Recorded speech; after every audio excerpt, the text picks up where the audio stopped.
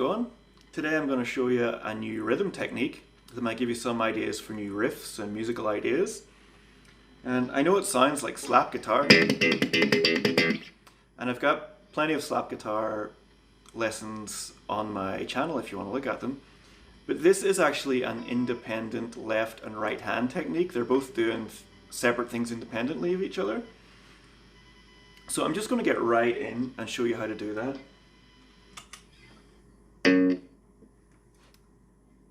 So the first thing I'll show you is the left hand technique. It's the easiest part of this.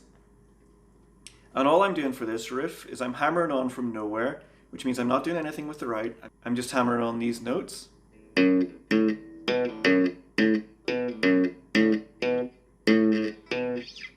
Like that. And those notes are the 2nd fret of the E string,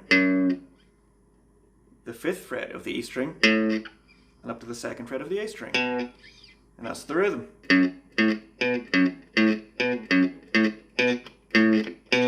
Like that. So where this riff gets complex, or this technique gets complex, is in adding in all the right hand notes. And every single right hand note is just a muted string. So the easiest way for me to show you this riff is just to go through it step by step, note by note. So here we go. The first note is you hammer onto the 2nd fret of the E string with your first finger, like that. You're also going to bar every other note. This is going to allow you to pluck all the muted strings with your right hand. So we've got our hammer on. Then we're going to use our ring finger and our middle finger to pluck the G string twice, like that. So that's a tricky little technique to get used to, plucking the same string twice with 2 different fingers. I personally prefer to pick it ring finger first, middle finger second. You might prefer to do it the opposite way, just experiment with what feels okay. So that's your first 3 notes. Then you're going to hammer on to the 5th fret of the E string with your pinky, like that. You want to get a nice sudden stop like that. And same again, you want to also bar the strings with your pinky so you can get the muted notes in. And then after you've played the pinky note, you want to slap the muted strings with your thumb. So your first 5 notes are like this.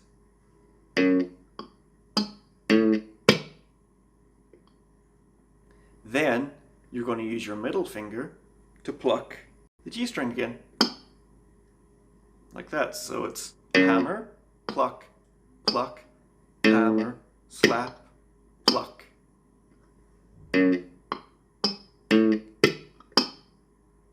Like that.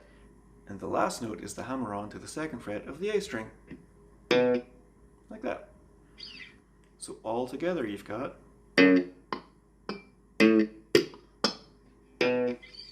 like that. And then you basically just repeat that 3 times.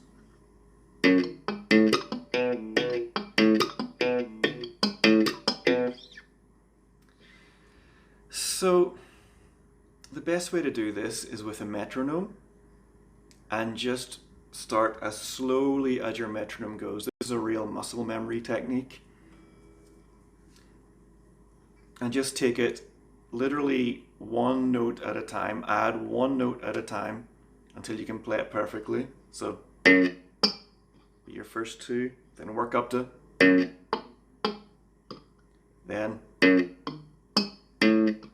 the last little part of the riff is pluck, pluck on the G string with your ring and middle finger like before, and then hammer on with your pinky. So those 3 notes. Then slap on the muted strings, pluck on the muted strings, and then you finish off with your hammer on the 2nd fret of the A string. So that last part is like that. And then you just put it all together with the first 3 repeats and that 4th bit.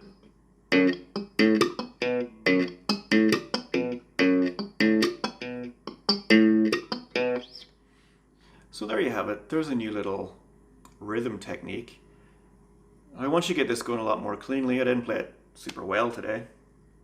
But once you get it nice and clean and tight, it has kind of a rolling rhythm. You can see it in one of my earlier videos where I'm playing it a lot better. Or if you check out the song Fortify by Scapegoat, that's where the riff is from. It's on Spotify or all the usual streaming places. That's what the riff is meant to sound like. And it's got this nice rolling kind of almost train-like rhythm. It's very, very cool rhythm. So you can go ahead and learn the Fortify rhythm specifically if you want, but the whole point of this exercise is just to show you that you can create rhythms like this with a left hand melody and your right hand creating a muted rhythm. So come up with your own melodies, come up with your own rhythms, change it around a bit, see what you come up with. So I hope you enjoyed this one, and I'll see you next week.